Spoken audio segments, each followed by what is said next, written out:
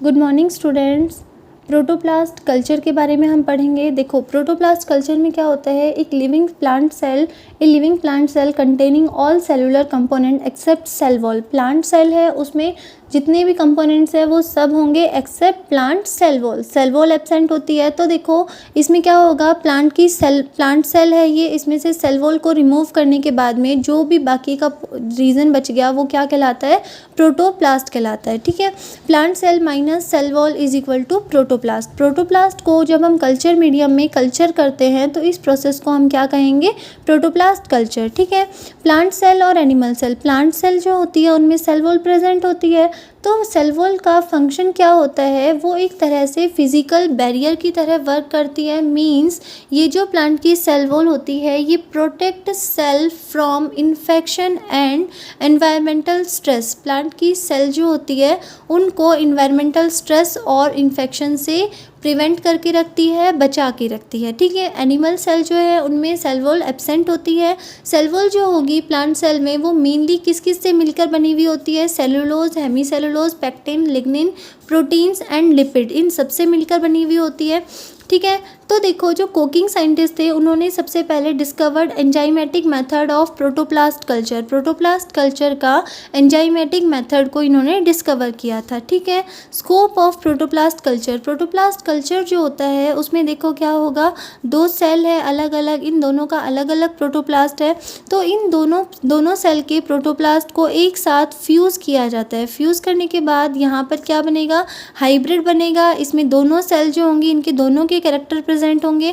तो इस तरह का जो प्रोटोप्लास्ट फ्यूज़न होता है या प्रोटोप्लास्ट कल्चर होता है वो क्यों किया जाता है, किन स्पीशीज़ में किया जाता है, तो मेनली ये जो प्रोटोप्लास्ट फ्यूज़न होता है ये सेक्सुअली और इनकम्पैटिबिलिटी जिन प्लांट्स में प्रेजेंट होती है उन प्लांट्स में किया जाता है, और ये आर्टिफिशियल मीडियम में होगा जिसके कारण और उसके बाद में क्या होता है, सोमेटिक हाइब्रिडाइजेशन की प्रोसेस होती है। ठीक है, तो देखो techniques of protoplast culture. Protoplast culture के लिए सबसे पहले हम क्या करेंगे, प्रोटोप्लास्ट को आइसोलेट करना होगा। उसके बाद में जो आइसोलेटेड प्रोटोप्लास्ट है उसको कल्चर करते हैं।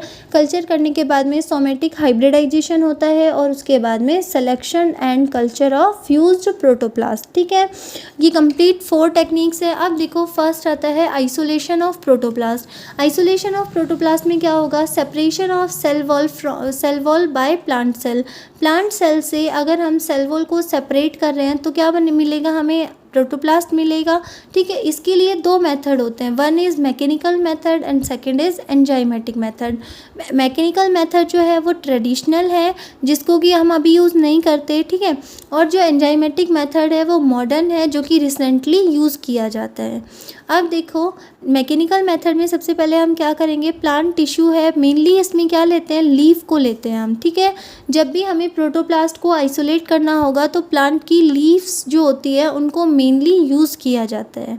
अब देखो प्लांट टिश्यू जो है उसको वॉश करेंगे, वॉश करने के बाद में उसको प्लाज्मोलाइजिंग सॉल्यूशन जो कि हाई कंसंट्रेशन का होता है उसमें रखा जाता है। प्लाज्मोलाइजिंग सॉल्यूशन में रखने के बाद में जो लीफ होगी उसको हम स्मॉल पार्ट्स में कट करेंगे। कट करने के बाद में वो जो प्लाज्मोलाइजिंग सॉल्यूशन से लीफ को निकाल कर डी प्लाज्मोलाइजिंग सॉल्यूशन में रखते हैं, और उसके बाद में क्या होता है, डी प्लाज्मोलाइज्ड प्रोटोप्लास्ट आउट। जो डी प्लाज्मोलाइज्ड हुआ प्रोटोप्लास्ट वो बाहर आ जाता है। ठीक है, ये बहुत ट्रेडिशनल मेथड थी, बहुत पहले यूज़ किया जाता था, लेकिन अब क्या करते हैं हम एंजाइमेटिक मेथड को यूज़ करते हैं। एंजाइमेटिक मेथड में क्या होगा, देखो सेल वॉल होगी, सेल वॉल में सेल वॉल जो होती है वो मेनली किस किस की बनी हुई होती है, सेलुलोज, लिग्निन, पेक्टिन, इन सब की बनी हुई होती है। तो जो सेल एंजाइमेटिक मेथड होगा उसमें हम क्या करेंगे, एंजाइम्स को यूज़ करेंगे। कौन कौन से enzyme, cellulase and pectinase enzyme, जो कि क्या करेंगे, सेल वॉल को डिग्रेड कर देंगे। सेल वॉल डिग्रेड हो जाएगी तो हमारा जो प्रोटोप्लास्ट है वो हमें मिल जाएगा। ठीक है, तो देखो इस प्रोसेस में क्या होता है, enzymatic method use to separate naked protoplast, जिसमें सेल वॉल के केमिकल कंपोनेंट्स होते हैं जिनको digestion by cellulase and pectinase enzyme. Cell wall में जो केमिकल कंपोनेंट्स होते हैं उनको एंजाइम्स सेलुलेज एंड पेक्टिनेज इन दोनों के थ्रू उनको डाइजेस्ट किया जाता है जिससे कि प्रोटोप्लास्ट सेपरेट हो जाता है। ठीक है, अब आगे देखो, ये जो एंजाइमेटिक मेथड होती है इसमें भी स्टेप्स होती है। वन है, step number 1 is selection of material and sterilization. Step number 2 is peeling of abaxial epidermis. Third is enzymatic treatment and 4 is purification of isolated protoplast. की जो प्रोटोप्लास्ट हमें मिला उसको हमने किस किस तरह से, देखो उसको किस किस तरह से एंजाइमेटिक मेथड को हम यूज़ करते हैं। फर्स्ट है selection of material and sterilization. इसमें क्या होता है, देखो प्लांट की जो हेल्दी लीफ होती है उसको ही मैक्सिमम यूज़ करते हैं for the protoplast culture technique. इसके अलावा रूट और कैलस जो होते हैं इनको बहुत कम यूज़ करते हैं। देखो सबसे पहले क्या होगा इसमें, select the healthy shiny mature and broad leaf. Healthy shiny mature broad leaf ली, उसको वॉश किया, वॉश करने के बाद उसे 2 मिनट तक 70% अल्कोहल में रखते हैं। उसके बाद 30 मिनट के लिए उसको सोडियम हाइपोक्लोराइड, जिसका 2% सॉल्यूशन होता है, उसमें रखते हैं। सोडियम हाइपोक्लोराइड में देखो, सोडियम हाइपोक्लोराइड जो होता है उसका मेन फंक्शन क्या होता है, ये कल्चर प्रोसेस को इनहिबिट करने का काम करता है, ठीक है। इसीलिए सोडियम हाइपोक्लोराइड में जब हम उस लीफ को डिप करके रखते हैं उसके बाद उस लीफ को अच्छे से वॉश करना इसेंशियल होता है, ठीक है। उसके बाद उसे डिस्टिल वाटर से वॉश करते हैं और फिर राइंस ऑफ करते हैं। तो ये जो प्रोसेस थी ये कंप्लीट क्या है, स्टरलाइजेशन प्रोसेस, ठीक है। अब उसके बाद सेकंड आता है piling of the abaxial surface.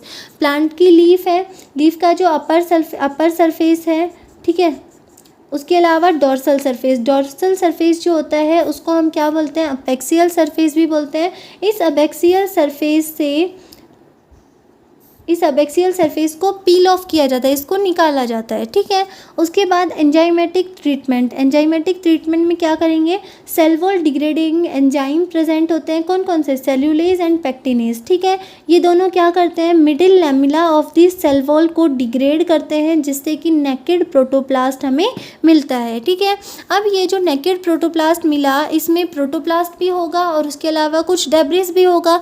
तो इस डेब्रिस को हम सेपरेट किससे करते हैं, purification of isolated protoplast. Enzymatic treatment से सेल वॉल सेपरेट हुई जिसमें प्रोटोप्लास्ट भी होगा और डेब्रिस भी होगा, ठीक है। तो इसमें क्या होता है, देखो इस डेब्रिस को रिमूव करना होता है बिफोर कल्चर की प्रोसेस स्टार्ट करने से पहले इस वाले डेब्रिस को रिमूव करना होता है। इसमें देखो 2 मेथड होती है, एक तो सेडिमेंटेशन एंड वॉशिंग और दूसरा होता है फ्लोटेशन। सेडिमेंटेशन एंड वॉशिंग में क्या होता है, प्रोटोप्लास्ट और डेब्रिस इन दोनों को क्या करते हैं, सेडिमेंटेशन करते हैं। सेडिमेंटेशन मीन्स इनका सेंट्रीफ्यूगेशन करते हैं जिससे कि प्रोटोप्लास्ट अलग और जो डेब्रिस होता है वो अलग हो जाता है, ठीक है।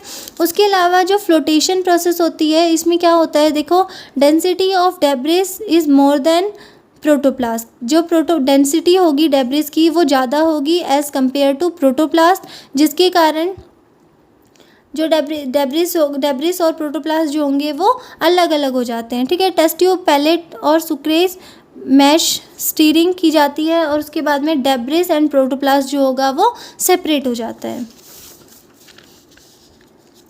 हमने आइसोलेट कर लिया प्रोटोप्लास्ट को, अब उस प्रोटोप्लास्ट को कल्चर करते हैं। प्रोटोप्लास्ट के सॉल्यूशन को फ्रेश मीडियम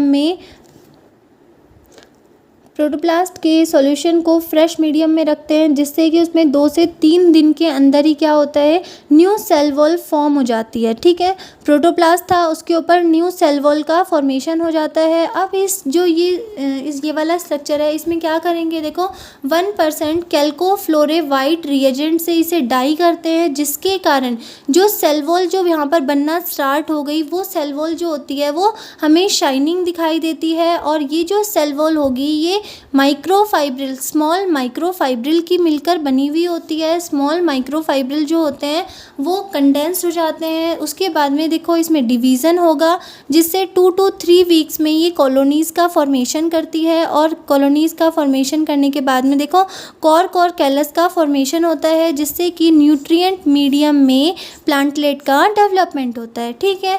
कंप्लीट प्रोसेस थी, प्रोटोप्लास्ट सॉल्यूशन था। प्रोटोप्लास्ट सॉल्यूशन को थोड़े टाइम पर रख देते हैं तो उसमें सेल वॉल का फॉर्मेशन होना स्टार्ट हो जाता है। सेल वॉल को हम जब डाई करते हैं तो वो सेल वॉल हमें शाइनिंग दिखाई देती है, ठीक है। उसके बाद में उसमें डिवीज़न होता है जिससे कॉलोनीज़ फॉर्म होती है, कैलस का फॉर्मेशन होता है, उसको न्यूट्रिएंट मीडियम में रखने पर प्लांटलेट का डेवलपमेंट होता है, ठीक है। अब उसके बाद में है somatic hybridization. Somatic hybridization process में देखो इधर से ये प्रोटोप्लास्ट था, एक सेल ए है, दूसरी सेल बी है। इन दोनों का जो प्रोटोप्लास्ट होता है, इन दोनों का प्रोटोप्लास्ट अलग अलग है। इन दोनों को एक साथ ये जो सेल्स हैं ये किस टाइप की है, वेजिटेटिव सेल्स है, ठीक है। इन दोनों के प्रोटोप्लास्ट को फ्यूज़ किया जाता है तो ए बी हाइब्रिड प्रोटोप्लास्ट मिलेगा, new plant somatic hybrid plant. ये जो नया प्लांट बना है ये किस टाइप का है, सोमेटिक हाइब्रिड प्लांट है, ठीक है। और इस प्रोसेस को जिसमें कि हम सोमेटिक सेल्स लेते हैं, सोमेटिक प्रोटोप्लास्ट को उससे सेपरेट करते हैं और उन दोनों सोमेटिक प्रोटोप्लास्ट का फ्यूज़न करवाते हैं तो सोमेटिक हाइब्रिड प्लांट बनता है। ये कंप्लीट प्रोसेस जो होगी इसको हम सोमेटिक हाइब्रिडाइजेशन कहते हैं, ठीक है।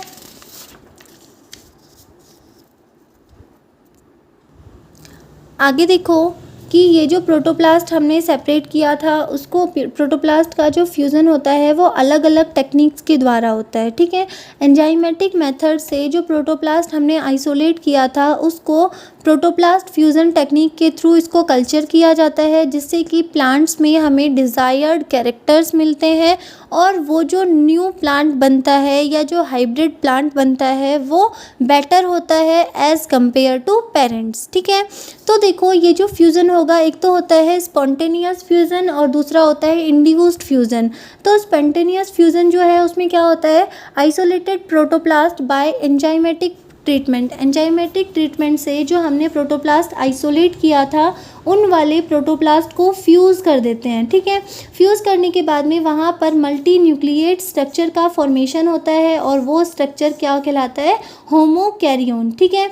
Multi nucleate structure protoplast fuse हो गए, फ्यूज़ होने के बाद में वहाँ पर मल्टी न्यूक्लिएट स्ट्रक्चर का फॉर्मेशन हुआ, उसको हम होमोकैरियोन कहते हैं। ये जो होमोकैरियोन होगा इसमें 2 to 40 न्यूक्लियस प्रेजेंट होते हैं, ठीक है। और ये किस टाइप का होगा, इंट्रा स्पेसिफिक होगा। और ये जो स्पॉन्टेनियस फ्यूज़न होता है इसको हम एक्सपेरिमेंटली यूज़ नहीं कर सकते। उसके बाद सेकंड है इंड्यूस्ड फ्यूज़न। इंड्यूस्ड फ्यूज़न में क्या होता है, 2 प्रोटोप्लास्ट होते हैं, 2 अलग अलग प्रोटोप्लास्ट है, ये दोनों अपने आप फ्यूज़ नहीं हो सकते। इन दोनों को फ्यूज़ करने के लिए हमें इंडक्शन देना पड़ता है, ठीक है। Give induction for fusion. तो ये या तो इंटर स्पेसिफिक हो सकते हैं या फिर इंटर जेनेरिक हो सकते हैं। इंटर स्पेसिफिक का क्या मतलब है कि 2 अलग अलग स्पीशीज़ लेकिन वो सेम जेनेरा की होनी चाहिए। और इंटर जेनेरिक में क्या होगा, 2 अलग अलग जीनस की जो स्पीशीज़ होती है, अलग अलग जीनस की स्पीशीज़ के प्रोटोप्लास्ट के बीच फ्यूज़न किया जाता है तो उसमें उसे क्या बोलते हैं, इंटर जेनेरिक फ्यूज़न। अब देखो इसमें क्या होगा, some chemical material used for induced fusion known as fusogen और फ्यूसोजेनिक एजेंट। जो इंडक्शन के लिए जो केमिकल्स यूज़ किए जाते हैं उनको हम क्या बोलते हैं, फ्यूसोजेन और फ्यूसोजेनिक एजेंट्स, ठीक है। अब देखो ये एक सेल का प्रोटोप्लास्ट है, ये दूसरी सेल का प्रोटोप्लास्ट है। अब इन दोनों को हमें फ्यूज़ करना है, ठीक है। तो हमारे पास 3 मेथड्स होते हैं। फर्स्ट है, इसको हम बोलते हैं high calcium and high pH method. इसमें क्या होगा कि जब इस प्रोटोप्लास्ट को हाई पीएच यानी 10.5 पीएच और हाई टेम्परेचर दिया जाता है तो ये जो दोनों प्रोटोप्लास्ट होंगे ये फ्यूज़ हो जाते हैं, ठीक है। लेकिन सेकंड मेथड जो है उसमें क्या होगा, देखो दोनों प्रोटोप्लास्ट हैं, इन दोनों को पीईजी पॉलीइथाइलिन ग्लाइकोल, ठीक है, जो कि 28 to 50% प्रेजेंट होगा, उसमें 30 मिनट तक रखते हैं। उसके बाद में ये जो प्रोटोप्लास्ट होते हैं ये एग्रीगेशन में आते हैं, एक दूसरे के कांटेक्ट में आते हैं, ठीक है, एग्रीगेट हो जाते हैं। उसके बाद में इनको वॉशिंग मीडियम दिया जाता है, जिस वॉशिंग मीडियम जो होगा उसमें देखो पीएच होगी 9 to 10 पीएच और उसके अलावा कैल्शियम आयन प्रेजेंट होते हैं जिसके कारण इनका फ्यूज़न हो जाता है, ठीक है। उसके बाद थर्ड मेथड जो था उसमें क्या होता है, इलेक्ट्रोफ्यूज़न। इलेक्ट्रोफ्यूज़न में क्या होगा, देखो ये जो दोनों प्रोटोप्लास्ट है इनको पहले तो low voltage electricity provide for a long time. Low voltage provide करेंगे लंबे टाइम के लिए, लेकिन हाई वोल्टेज प्रोवाइड करेंगे। पहले हमें लो वोल्टेज प्रोवाइड करनी होगी फॉर ए लॉन्ग टाइम, और उसके बाद में हाई वोल्टेज प्रोवाइड करेंगे फॉर ए शॉर्ट टाइम। तो ये जो प्रोटोप्लास्ट है ये दोनों फ्यूज़ हो जाएंगे, ठीक है। Then selection and culture of fused protoplast. तो देखो जो प्रोटोप्लास्ट फ्यूज्ड होते हैं, ठीक है, उनके बाद उनके जो प्रोडक्ट्स होंगे उनका कल्चर किया जाता है अकॉर्डिंग टू क्वालिटी और नीड, ठीक है। जितनी इसकी क्वालिटी है या जितनी हमें नीड है उसके अकॉर्डिंग इसको सेलेक्ट करके न्यूट्रिएंट मीडियम में कल्चर किया जाता है, ठीक है। तो जो फ्यूज्ड प्रोटोप्लास्ट होते हैं वो या तो पेरेंटल टाइप हो सकते हैं, होमोकैरियन हो सकते हैं, या फिर हेटेरोकैरियन। होमोकैरियन जो होगा उसमें क्या होता है, स्पॉन्टेनियस फ्यूज़न में होमोकैरियन का फॉर्मेशन होता है। वो कैसे, स्पॉन्टेनियस फ्यूज़न में क्या होता है, जो प्रोटोप्लास्ट है वो फ्यूज़ हो जाते हैं। फ्यूज़ होने के बाद में उनमें मल्टी न्यूक्लिएट स्ट्रक्चर का फॉर्मेशन होता है, और ये मल्टी न्यूक्लिएट स्ट्रक्चर ही क्या होता है, होमोकैरियन होता है, ठीक है। लेकिन उसमें हेटेरोकैरियन का भी फॉर्मेशन होता है, और ये जो हेटेरोकैरियन है ना यही मोस्टली यूज़ किए जाते हैं। 0.5 to 10% present in the culture medium. Culture medium जो होगी उसमें 0.5 to 10% कौन प्रेजेंट होता है, हेटेरोकैरियन प्रेजेंट होता है। कल्चर इन कैलस स्टेज, और इस जो हेटेरोकैरियन है इसका कैलस स्टेज पर जब ये पूरा ग्रुप बन जाता है, अनडिफ्रेंशिएटेड ग्रुप का फॉर्मेशन हो जाता है, उसके बाद इनका कल्चर किया जाता है, सब कल्चर किया जाता है, डेवलपमेंट होता है, और फिर कंप्लीट प्लांटलेट का फॉर्मेशन होता है। इस तरह से कंप्लीट जो प्रोटोप्लास्ट कल्चर है उसकी प्रोसेस होती है, ठीक है।